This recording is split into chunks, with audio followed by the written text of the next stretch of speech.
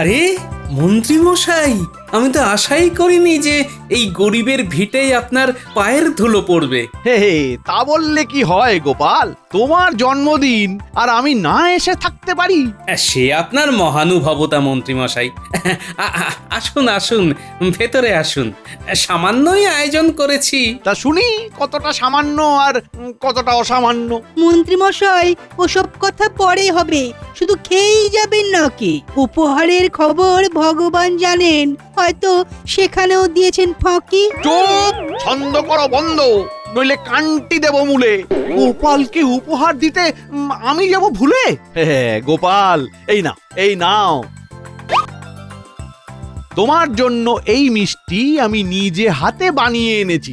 মনে করে অবশ্যই খাবে কিন্তু। হ্যাঁ, মিষ্টি আমার অতি প্রিয় খাদ্য। কই গো গিন্নি, মন্ত্রী মশাই এসেছেন।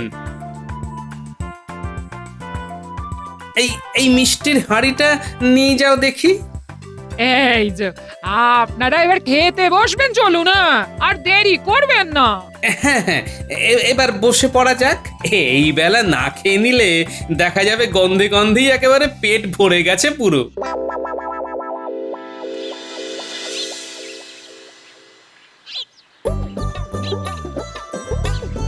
কই গো গিন্নি, এক ঘটি জল দাও দেখি। এই নাও ধরো, মন্ত্রী মশাই এক হাঁড়ি মিষ্টি দিয়ে গেলেন। হ্যাঁ, ভালো মনে করিয়েছো। এখন যাও তো দেখি মিষ্টির হাঁড়িটা নিয়ে এসো। বলে গেলে নিজে হাতে নাকি আমার জন্য বানিয়েছেন। খেয়ে দেখি তো কেমন হয়েছে। সব খেয়ে উঠলে এর মধ্যে আবার ওই মিষ্টি চাই? হ্যাঁ, আহা, কথা বাড়িও না, যা বলছি করো তো। নিজে হাতে যখন আমার জন্য বানিয়ে এনেছেন, তখন আমি আগে সেই মিষ্টি খেয়ে দেখ কেমন হয়েছে।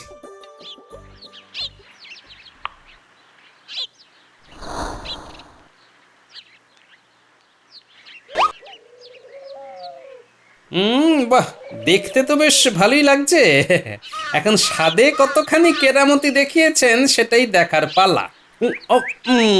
আর রসটা পর্যন্ত তো চিপে নিলে না, অমন হা করে খেতে গেলে তো বিষম খাবে গো। রস চিপে কেউ রসগোল্লা খায় নাকি গিন্নি?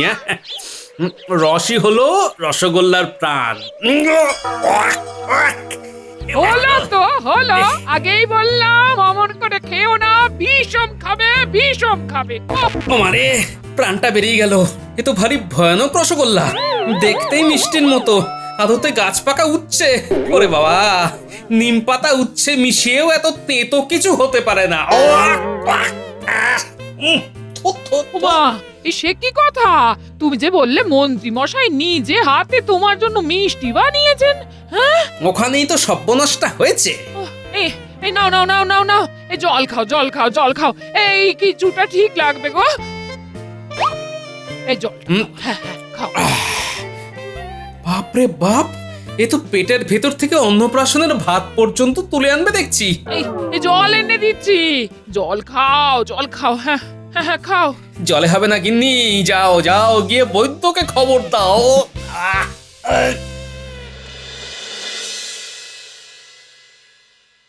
হঠাৎ করে কি এমন অবস্থা হলো গোপাল? জন্মদিনের ভোজ একটু বেশি হয়ে গেছিল নাকি? আগে ভোজ ঠিকই ছিল, শুধু জন্মদিনের উপহারে পাওয়া এক ধরনের বিশেষ মিষ্টি খেয়ে আমার আজ এই অবস্থা। বয়স তো কম হলো না গোপাল, খাওয়া দাওয়া একটু সাবধানে করতে হবে তো। এই নাও, এই ওষুধটা দিয়ে গেলাম, খেয়ে নাও। আর তাতেও যদি না হয় তাহলে ভগবানই ভরসা। বারবার করে বললাম খেয়ে উঠেই মিষ্টি খেও না, খেও না, তা তুমি যদি শুনতে। আর তুমি জানো না মন্ত্রী মশাই কেমন মানুষ, এই যে বুদ্ধির বড়াই করো তুমি। হ্যাঁ, চিৎকার করো না গিন্নি, শরীর অশরীরী হয়ে যাওয়ার আগে যাও গিয়ে বিজ্ঞানীকে ডেকে আনো। তোমার জন্য আমার দুদণ্ড শান্তি মেলা ভার। হ্যাঁ,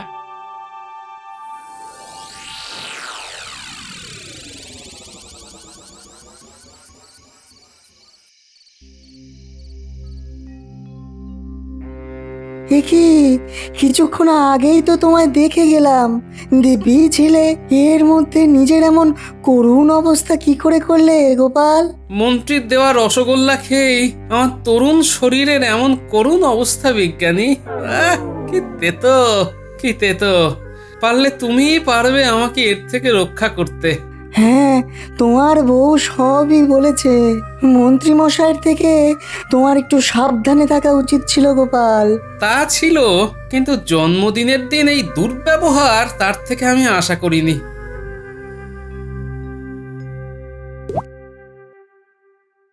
বাঁচালে বিজ্ঞানী, তোমার দেওয়া ওষুধ খেয়ে তাও এখন কিছুটা সুস্থ বোধ করছি।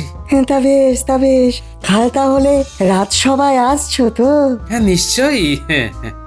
এই হেনস্থার যোগ্য জবাব আমি যদি না দিয়েছি তাহলে আমার নামও গোপাল না। ব্যাস, সবার আগে রাজসভায় চলে এসেছি, এখনো কেউ আসেনি। এই ফাঁকে আমি আমার কুটির শিল্পটা করে ফেলি।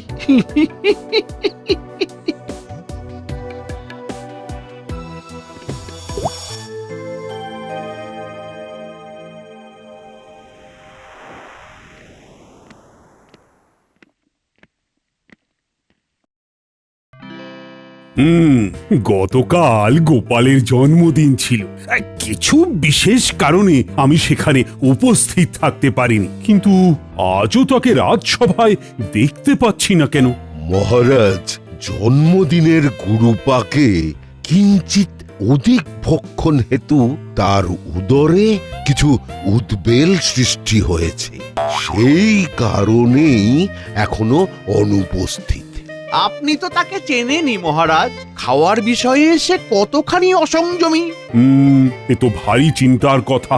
এইটুকুনি সংযম যদি না থাকে তাহলে তো পদে পদে বিপদ। মহারাজ, আপনি অযথা বিচলিত হবেন না। আমি তাকে ওষুধ দিয়ে এসেছি, সে এলো বলে। যত করবে চালাকি তত বুঝবে তার জ্বালাকি। মহারাজ, চিন্তার কোনো কারণ নেই, আমি সুস্থই আছি। এসো গোপাল, এসো। তোমায় ছাড়া আমার এই দরবার শরতের আকাশে মেঘের মতো দেখায়। আগে মহারাজ, সেই কারণেই তো আমি কারোর চোখের শুল হয়ে দাঁড়িয়েছি। এ কি কথা গোপাল, তোমার এরকম ধারণার কি কারণ? সে মহারাজ অনেক কথা, অনেকটা পথ হেঁটে এসেছি, বসে না হয় সব বিস্তারে বলি।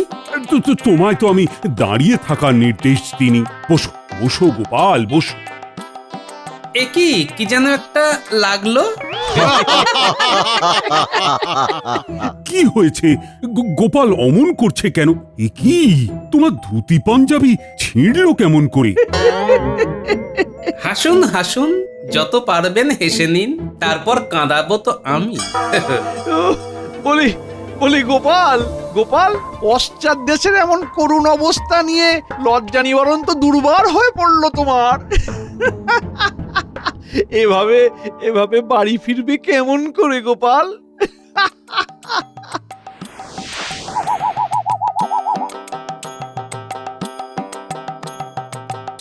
গোপাল, তোমার জবাব নেই। আগে মহারাজ, মানুষকে হাসানোই আমার কাজ, তাতে যদি নিজেকে নিয়েই না রসিকতা করলাম তাহলে আমি কিসের গোপাল ভাঁড়? বাহ গোপাল বাহ, তোমার বিবেচনার প্রশংসা না করে থাকা অসম্ভব। তবে মহারাজ, এই বেলা আমায় বিদায় নেওয়ার অনুমতি দিন। বেশিক্ষণ এই অবস্থায় দাঁড়িয়ে থাকা বিশেষ আরামপ্রদ নয়। বেশ, এখন তুমি এসো, আর আজকে রাজসভা এটুকুই থাক।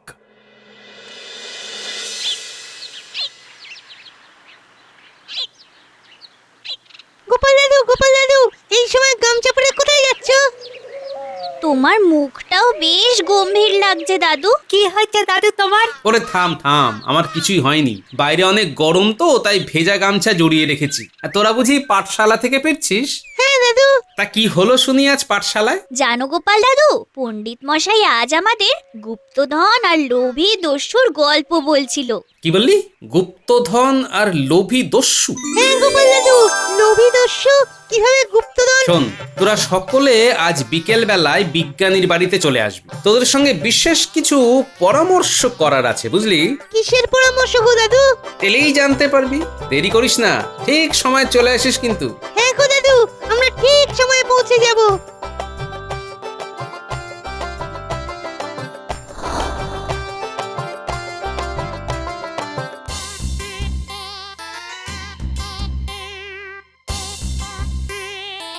আমি তখনই বুঝতে পেরেছিলাম আঠা লাগিয়ে রাখার ওই কীর্তিতেও মন্ত্রীমশাইরই হাত ছিল। দেখো বিজ্ঞানী, মন্ত্রীকে উচিত শিক্ষা দেওয়ার জন্য তোমাকে আমার সাহায্য করতে হবে। তুমি হলদে হয়ে যাওয়া পুরনো কাগজে আমায় কিছু ওই মানচিত্র এঁকে দিতে পারো? নিশ্চয়ই পারি, তবে কিসের মানচিত্র আঁকতে হবে সেটা তো বলো। সে তোমায় সব বুঝিয়ে বলছি। এবার বুঝতে পেরেছি তুমি কি করবে। তুমি দাঁড়াও, আমি এক্ষুনি এঁকে দিচ্ছি।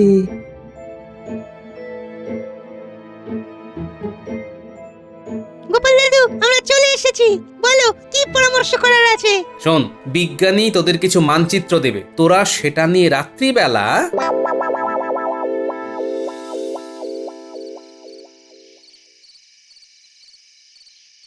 তুই মন্দিরতলা থেকে পাওয়া এই নকশাটারই কথা বলছিলি, যেখানে গুপ্তধনের কথা লেখা আছে?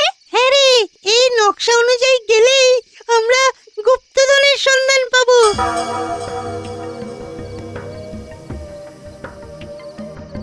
এই এই তোরা কিসের গুপ্তধনের কথা বলছিস রে? কিন্তু এটা তো আগে আমরা পেয়েছিলাম। এই ছোটদের এসব নিয়ে খেলা করতে নেই, তাহলে বিপদে পড়বি। রাত হয়েছে, যা যা যা, এখন ঘরে যা যা।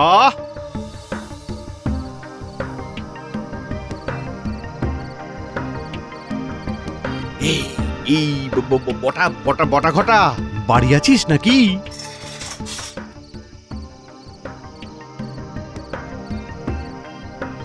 আগে বলুন মন্ত্রীমশাই। দেখ দেখ কি নিয়ে এসেছি সাথে করে, গুপ্তধনের মানচিত্র। ও, একবার হাতে পেলেই মালামাল হয়ে যাবে। কি বলছেন মন্ত্রী মশাই? কোথা থেকে পেলেন এই মানচিত্র? এই তা জেনে তোর কি হবে রে? হ্যাঁ, যেমন বলবো তেমন যদি কাজ করিস তাহলে তোরাও ভাগ পাবি। এখন মন দিয়ে শোন, কাল সকাল হওয়ার সাথে সাথেই বেরিয়ে পড়বি। প্রথমে রথতলা থেকে শুরু করে যেমন মানচিত্রে বলছে তেমন ভাবে এগিয়ে যাবি। হ্যাঁ, বলছিলাম মন্ত্রীমশাই, পাওনা গন্ডার হিসেবটা যদি এই বেলা সেরে ফেলতেন তাহলে পরে কোনো সমস্যা হতো না। তোদের বিশ্বাস দেখছি আমার বেতনের মতোই দিন দিন কমছে, বই বাড়ছে না। উফ, এতদিন কোনো সমস্যা হয়েছে যে এখন হবে? কাল থেকে কাজ শুরু কর। হ্যাঁ, কাস্তে কোদাল যা লাগে তা গ্রামের চাষিদের থেকে নিয়ে নিবি। আপনি যখন বলছেন তখন তাই হবে। আর হ্যাঁ, আমাকে ডিঙিয়ে গুপ্তধন হাত করার চেষ্টা করিস না। মনে রাখবি, আমার পিঠেও দুটো চোখ আছে, যেগুলো সব সময় তোদের নজরে রাখবে।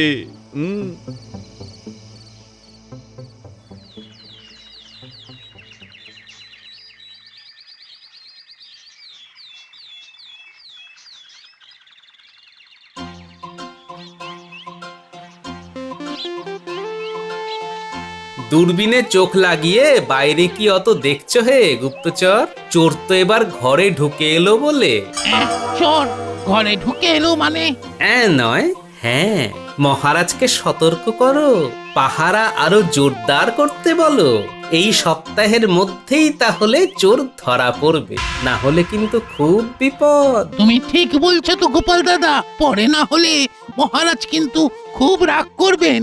আরে আমি কখনো ভুল বলেছি নাকি? যাও শিগগিরই তাকে সতর্ক করো।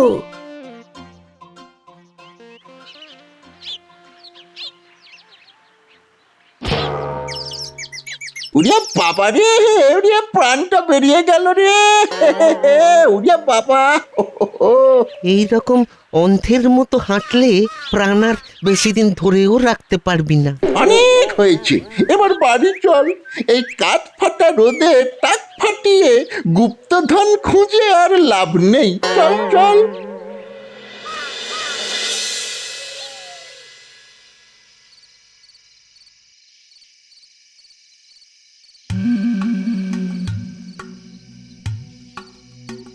এই বটা ঘটা বাড়ি আছিস নাকি রে?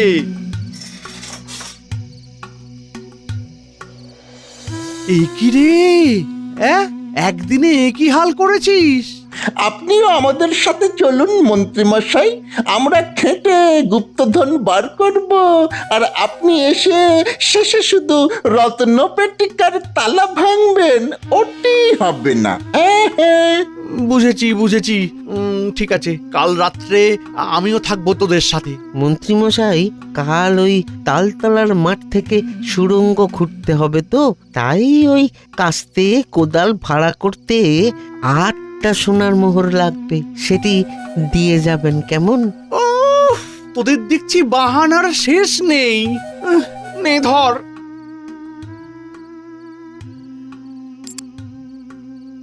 চল চল, গোপাল দাদুকে জানাতে হবে।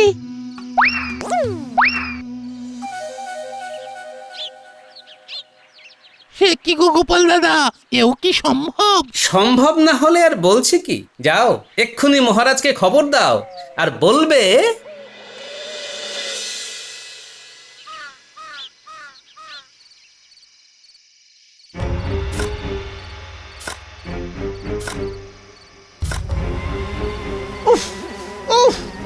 এই মশার কামড়ে আমার মানচিত্রটি পাল্টে যাওয়ার আগে জলদি জলদি খোঁড় খোঁড়। আর কত সময় নিবি?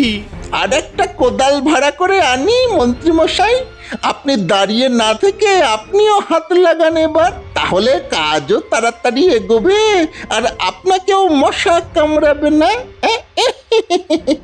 যা বলছিস একটু ভেবে চিনতে বল। কিছু বলি না বলে তুই একেবারে মাথায় চড়ে বসেছিস। আমাদের কি আর সেই সাধ্য আছে যে আপনার মাথায় চড়ে বসবো?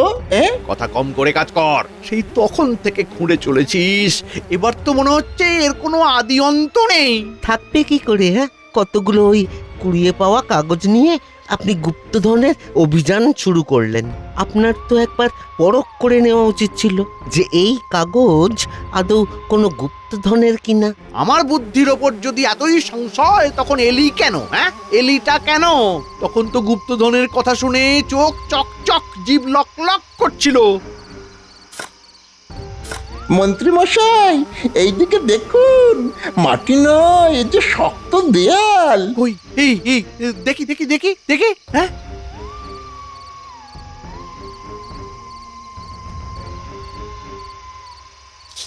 তবে তবে খুব যে বড় বড় কথা বলছিলি।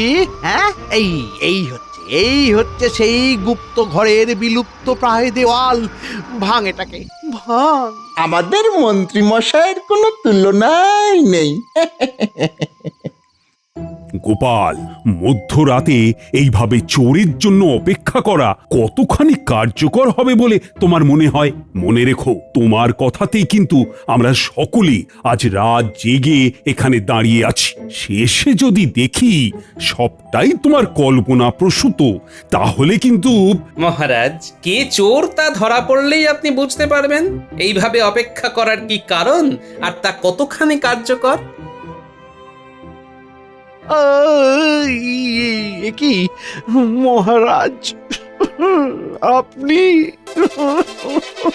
হ্যাঁ, আমি মহারাজ কৃষ্ণচন্দ্র তোমায় আলোর মুখ দেখাবো বলে দাঁড়িয়ে আছি। আগে আগে কোথাও একটা ভুল হচ্ছে মহারাজ। হচ্ছে নয়, হচ্ছিল। এবার তা সংশোধন করে নেওয়ার সময় এসেছে। তুলে আনো ওদের। মন্ত্রীমশাই, নিচে নামতে নামতে শেষমেশ কিনা রাজকোষাগারের নিচে সুড়ঙ্গ করলেন। হ্যাঁ, আরে ছি ছি ছি মন্ত্রী মশাই, আপনার এই কি কর্ম? রক্ষকই যদি ভক্ষক হলো, রসাতলে যায় ধর্ম। গ্রহ নক্ষত্রের ফের না হলে রাজ্যের এমন সংকট কি মন্ত্রী মশাইয়ের হাতে ঘটতো? নক্ষত্রের ফের এক্ষুনি কেটে যাবে। সেপাই, ওদের একটু আদর আপ্যায়ন করো তো। কি হলো, দাঁড়িয়ে রইলে কেন?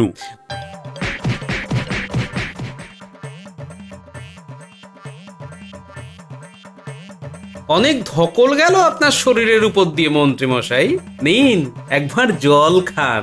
এত কিছু করার পরেও তুমি আমার জন্য জল এনেছো গোপাল?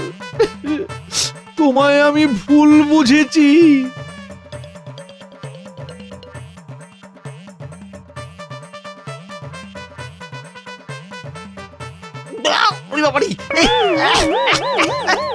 এ কি জল খাওয়ালে গোপাল? এ তো গাছ পাকা উঠছে। থু, থু, থু। মনে পড়ে মন্ত্রী মশাই জন্মদিনের মিষ্টির কথা? তাহলে সব কিছু তোমার কীর্তি গোপাল। থু, থু, থু, থু।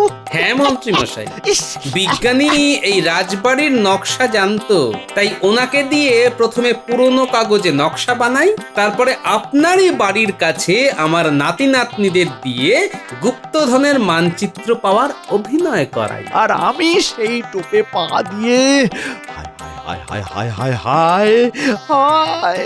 একেই বলে লোভে পাপ আর পাপে চাপ। পাপ যখন করেই ফেলেছো, চলো এবার তোমাকে গারদে ভরি, সাথে তোমার সাগরেদ গুলোকেও।